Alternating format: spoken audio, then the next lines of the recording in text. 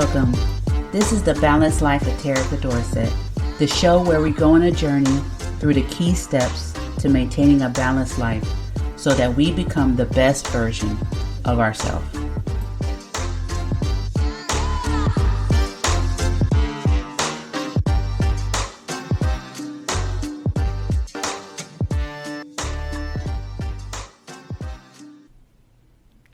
Welcome to the Balanced Life. In this episode, it's going to be all about physical health. Now, when I was growing up, I never really struggled with my weight. It wasn't until I got older and started having kids of my own, that's when I struggled with not being able to lose any weight. And I think the biggest thing that was hindering me from losing weight was my mindset.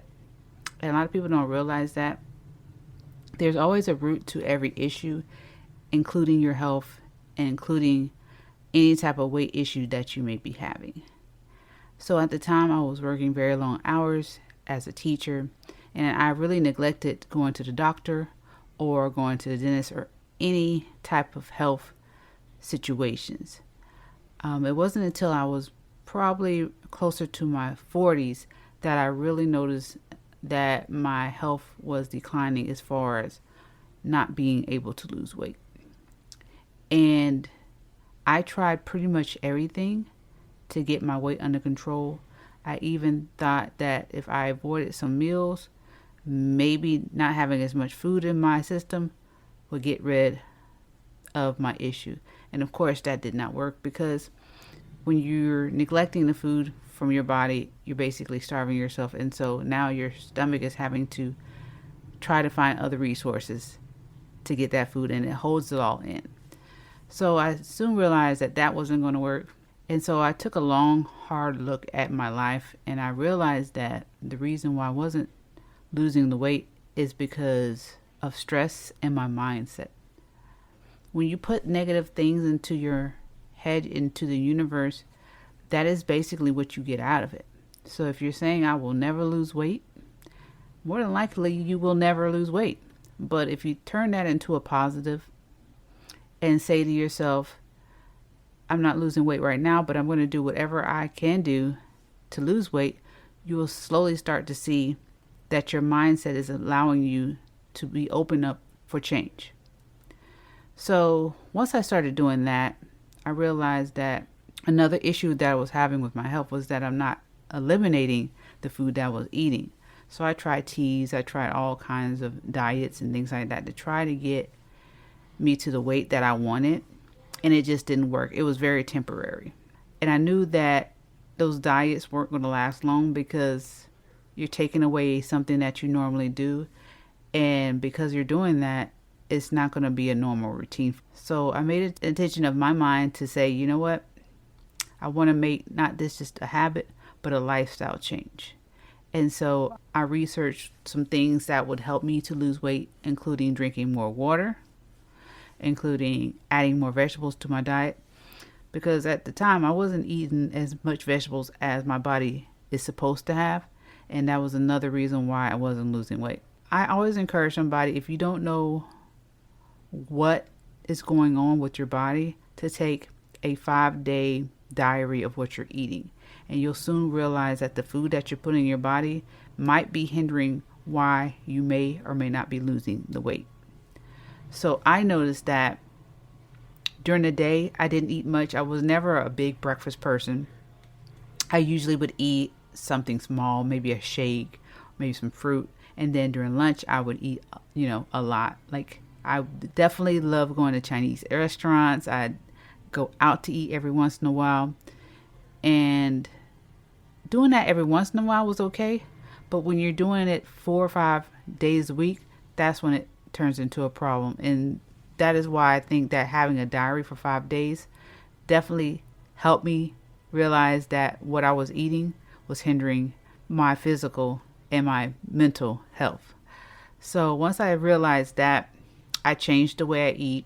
I only went out to eat maybe once a week, and I cooked everything during the week. I made my own breakfast, I made my own lunches, and dinner time, I'd have my regular dinner. My dinner wasn't my issue. It was mostly my lunches and my breakfast. And talking to a nutritionist, they said that you should have at least 3 meals and then 2 snacks. And of course, I was not eating that because obviously I was trying to lose weight, so I wasn't eating as much as I was supposed to. So the biggest thing that changed my life was eating, actually. So I ate more, I drank more water, and the food that I was eating was healthy. I had half my plate was filled with vegetables, and a quarter of it was meat, and then the other quarter was fruit. And that is what really changed my physical health. Now, in this podcast, the biggest thing I want you guys to take out of it is your mindset. Your mindset is huge. Your mindset is what is the basis of what's going on in your life and your physical health. And a lot of people try to neglect that. They think that, oh, you got to exercise. If you exercise, you'll lose weight. If you eat the right food, you'll lose weight. But if your mindset is not right, and if your mindset says that, I'm not going to lose the weight, it doesn't matter what you do, you will not succeed. You have to have some type of motivation that's going to allow you to get up every morning and want to exercise. It's that mindset and motivation that's going to allow you to want to eat the vegetables and want you to eat healthier foods. If you're always saying something negative about yourself, if you're always saying that it doesn't matter how much I exercise, no matter how much I eat, I'm never going to lose weight, guess what's going to happen? You're never going to lose weight. So in this podcast, the biggest thing I want you guys to know is that you can do whatever you put your mind to do. Don't let your thoughts and your negative surroundings affect what your goal is in life. As far as your physical health, if you have issues with your weight, if you have issues with illnesses or diseases that may be running in your family, first research it and see what you can do to improve it. And secondly, look for the root of the problem is the issue. Now, if it's something that runs in your family, more than likely you may have to do a couple of lifestyle changes and you can get through it. I'm not going to guarantee that it's going to go away, but at least you're taking the initiative to say that I'm not going to make this an excuse of why I can't live a healthier lifestyle. Another thing that has helped me in my journey in my weight loss has been drinking water. A lot of times when we feel that we are hungry, we're actually dehydrated. Our body is basically telling us that we need more liquids in our bodies. So I can tell you for myself, I was definitely not drinking enough water. I may drink 1, maybe 2 glasses of water a day, and that was it. And that's not even a third of how much water you need to put into your body. So if nothing else helps with your weight loss or your weight journey, I would encourage you to drink more water. I recommend at least 8-ounce glasses of water a day, at least. And that is going to help you with so many other issues. I know I suffered with headaches a lot of times, and I didn't know why. I know that I have other issues, but my headaches, when I started drinking more water, they subsided. So if you're having any issues with headaches or you're feeling fatigued all the time, you're feeling hungry, I highly suggest you drink more water and see if that will help you in the long run. Also, like I was saying before, if you're having a plate of food, a lot of times we do it the opposite way. We have mostly on our plate, mostly meat and some type of carbs is like mostly what's on our plate. And then we may have a little small portion of the plate become vegetables. And I know for myself, that's what I did. And then I soon realized that I was doing it the wrong way. Really, your plate should have at least half of it vegetables and fruit, and then just a quarter of that plate should be your protein.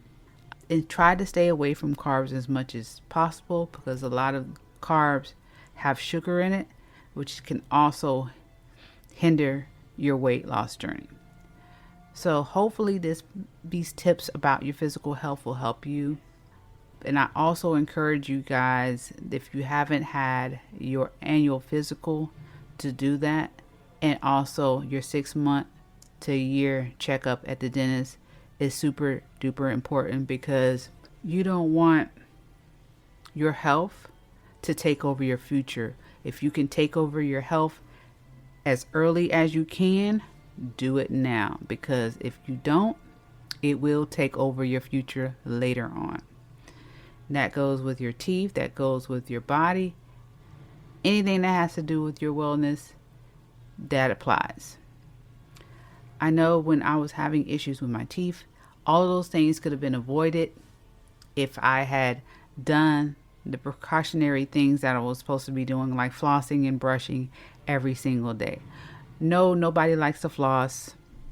It's not great to do, but it's going to avoid you having some type of deep cleaning or type of surgery on your teeth later on. So I highly encourage you, if you do not already, floss at night and brush your teeth.